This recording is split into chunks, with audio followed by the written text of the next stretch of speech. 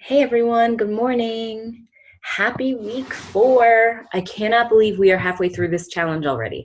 I'm so excited by all of the progress you all are making so far. It was great to get a chance to sit down and kind of talk to you about how things are going over the past week. As a whole, the group is just doing amazing. Almost every single person lost at least 1 pound, which is fantastic. If you're not really getting the results you've expected so far, I really encourage you to kind of take a little moment today to assess your behavior so far from the last 3 weeks and really be honest with yourself about what you're consuming and what you can do to be just a little bit better for the second half of this challenge. I think it's a really great time to introduce this week's focus, which is on snacking and cravings, because I think that most of us, myself included, it's not what we're eating in those 3 meals a day that are planned and very balanced and nutritious, but it's all of those bites and nibbles throughout the day that are adding up to those extra calories, which isn't allowing us to reach our goals. So let's talk about snacking. Sorry. All right. So snacking is easily the number one question I receive from almost everybody. And it's always in the form of, what kind of snacks should I eat? What are some good healthy snack alternatives? And I always kind of cringe at the question, because I could easily just give you a list of snacks to eat, but that doesn't really help with really learning about your snacking habits. In America, I truly believe that our snacking habits are what is causing the obesity epidemic, with more than 60% of Americans being obese. I think it's more than 75 being overweight. And I think it's all linked to our snacking. So 91% of Americans have at least one snack a day, which isn't too unreasonable. I think one snack a day is fine. But 64% of those people consume 2 or more snacks a day. And why I kind of link this to Americans is because if you look at other countries, their snacking habits are drastically different. If you've ever seen that book, I think it's called like Bringing Up Bebe, the book about French eating habits as it relates to children, they talk a lot about how French children do not snack. So if you wonder why, French people can eat bread and these decadent, delicious pastries all day. Same with Italians with their heavy pasta dishes. And it's because they're really focusing on their 3 main meals and not so much what they're eating in between. There was one study I read that showed that though the snacks you're consuming will briefly satisfy hunger and promote feelings of fullness, the calories are not compensated for at the next meal. So for example, someone who ate a 200-calorie snack 2 hours after breakfast because they were feeling hungry ended up only eating 100 fewer calories at lunch. And this increases your total caloric intake by 100 calories a day.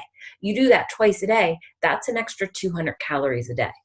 And I know that doesn't really seem like a lot, and it might not be if you just do it, once or twice a week. But if you're consistently consuming 200 calories a day across a 3-month time span, that is a 5-pound weight gain.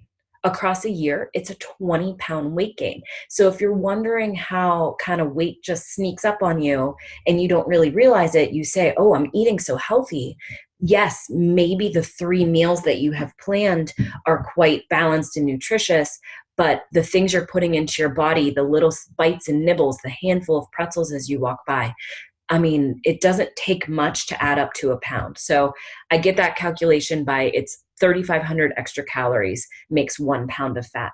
So it doesn't take much to kind of slowly inch on those pounds. And if you wonder how weight can just creep up on you, and also how weight doesn't drop off of you, you have to really look at your snacking habits. So why we snack? There's so many reasons. One of them could be just that we're plain hungry, that we're leaving too much time in between meals. And this may be something that is inadvertent, so you don't realize that you need to start spacing out your meals, 4 to 5 hours apart, or it's something that we can't help. So because of a work schedule, you don't get home until 7:30 at night. So, and you ate lunch at noon.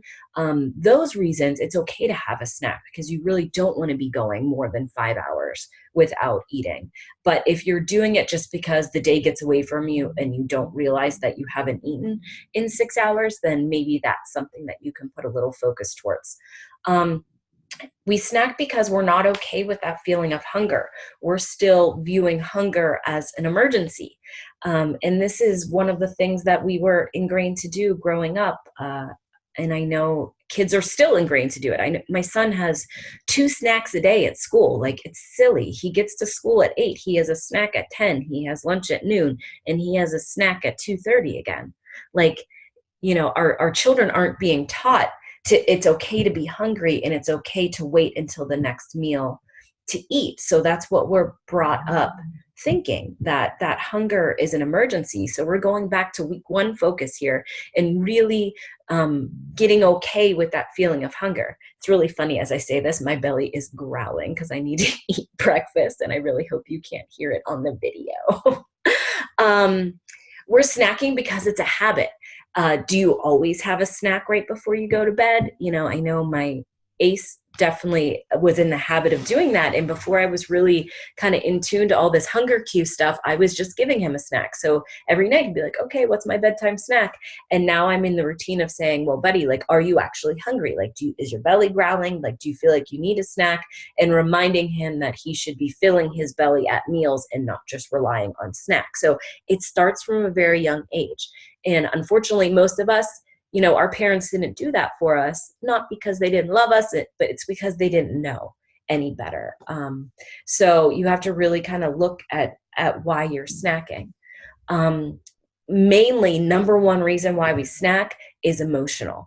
And emotional is not just crying in a tub of ice cream because your boyfriend broke up with you. That's kind of what everyone associates with emotional eating, but it's really any feeling we're having: happy, sad, mad, bored, stressed, tired, procrastinating. That's one of the things I used to do a lot. I didn't realize if I didn't want to do a task, I would just, I'm going to go have something to eat, and it puts off that task at hand. So there's so many reasons why we snack. What do we do about it? The biggest thing is to figure out why you're snacking. So ask yourself, when you're going to the fridge, if you're going to your snack drawer, why am I doing this right now? I mean, it doesn't have to be this huge inner monologue, but just take a second and say, okay, why am I doing this? Am I truly hungry? And the answer may be yes. But if you just ate breakfast 2 hours ago, you shouldn't really be feeling hungry. Those meals you're eating should hold you over for, 4 hours. And maybe you feel hungry for another half an hour before you actually eat. So if it's only been 2 hours, fine for today, eat a snack, but I want you asking yourself, how can I improve that meal before to make it a little more satiating? How do you make it more filling? Did you eat enough carbs? Did you have protein? Maybe you need to bulk up your breakfast with some veggies, increase the fiber, and really have some staying power to your meal.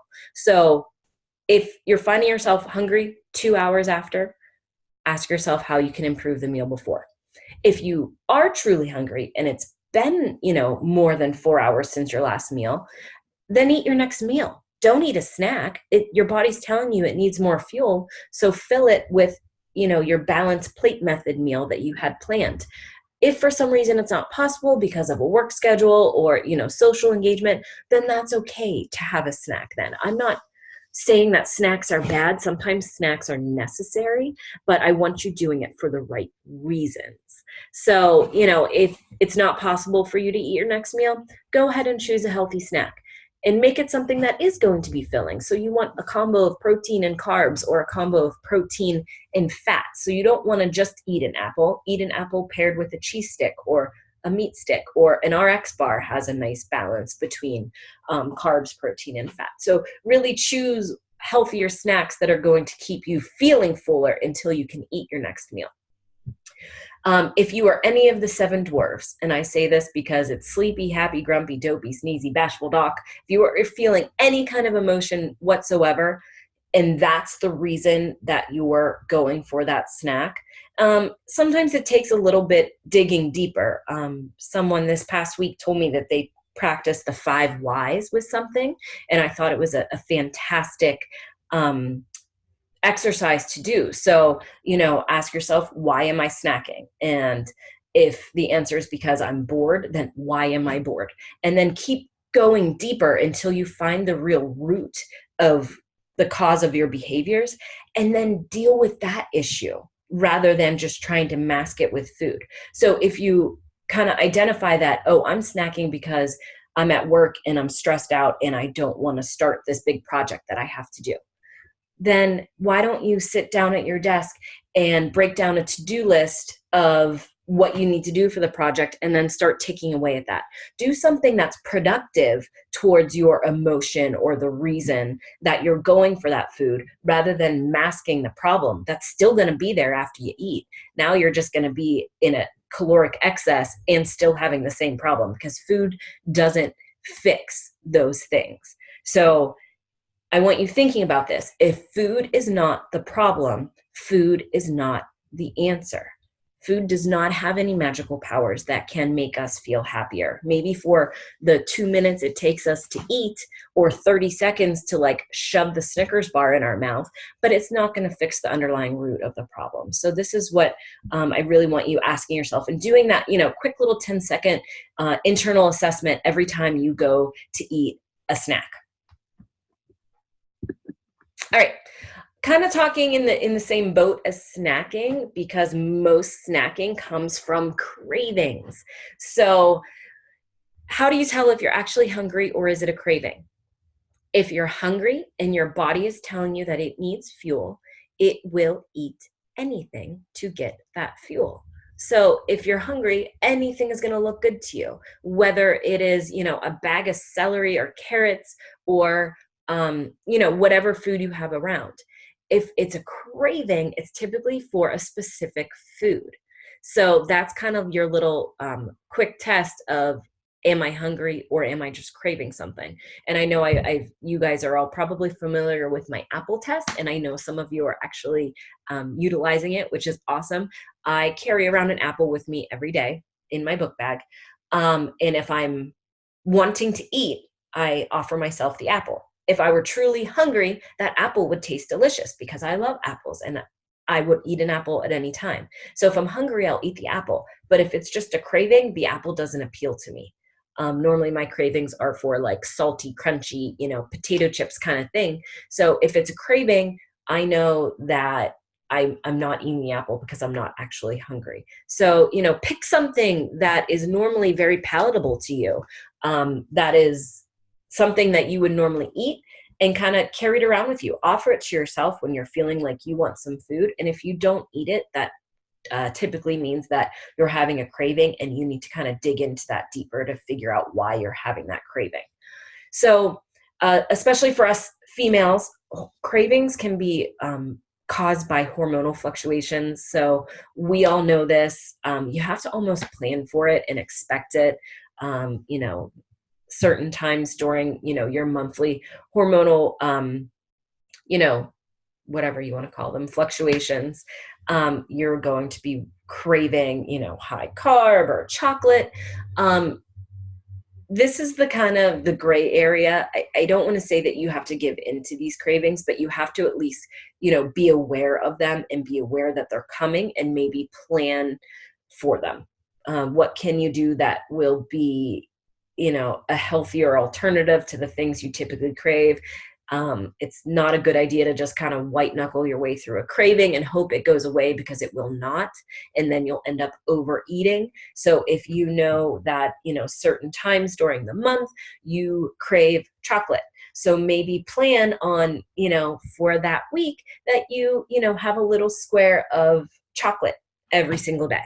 Put it into your meal plan and know that it's going to happen, and know that's okay, and know that it's just temporary and it's going to get better.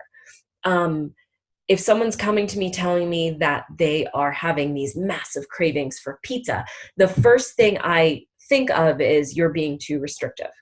If we are really practicing this, healthy relationship with food, and, this all-inclusive nutrition plan where there is room for everything, you shouldn't be restricting any food. So this brings back to week two's focus of restriction. So if you're craving specific foods time and time again, I'm going to automatically think that you're being too restrictive. So if Monday through Friday you are eating, your set meal plan, chicken, rice, and broccoli, and all of a sudden you're craving pizza all weekend long, well, no kidding, because you've been eating chicken, rice, and broccoli all week, and that's no fun. So of course you're going to be craving something that's hyper palatable and, ooey gooey delicious. So I encourage you to then find a way to bring, maybe not have pizza on Tuesday night, but maybe, make pizza meatballs, or something that's going to help satisfy what you're wanting out of your food. If you're not really enjoying the food you're eating during the week, of course you're going to have cravings for the stuff that tastes better. So find a way to go back into your week and make your food a little more palatable, and not restrict yourself so much from those flavors that you really enjoy. I mean, you enjoy pizza. That's why you want to eat it. There's nothing wrong with that. But you just don't want to get to the point where you're being so restrictive that you binge on a whole pizza on Friday night because you haven't allowed yourself to have it in your normal eating plan. So if you're having these cravings, you really just have to learn from them and try and figure out why you're having them. I really like this phrase of what you resist persists. So going back to that restriction, if you're resisting something and just grabbing hold for dear life, trying not to eat ice cream, you're not going to stop thinking about ice cream. So find a way to incorporate that in your meal plan. Normalize that food and make it something that's not off limits, and you're not going to have these cravings anymore for it. Weird thing happened this past week for my birthday. For dinner, birthday dinner, celebration, we're all taught to celebrate with food. I couldn't think of a single place I wanted to go eat. There was not a single thing I felt like eating. And, and kind of figuring out what was wrong with me, because normally I don't have a problem with wanting a special meal. It's because I've really normalized all food in my diet. So I don't really crave or want anything specific because I allow myself to have those foods all the time. I more look towards, how am I going to feel the next day if I eat this? And that's how I choose what I want to eat at night. So when given the opportunity to have a celebration meal, I couldn't think of anything I wanted to eat. I was just as happy to cook a meal at home, because for me now, celebrations aren't about food. They're about, being with loved ones. Not everything is surrounded by food anymore. Food is just something on the side that I'm just eating to fuel my body. And it's really crazy because I've never had that happen before. But I really used it as a sign that my relationship with food has improved over the past year.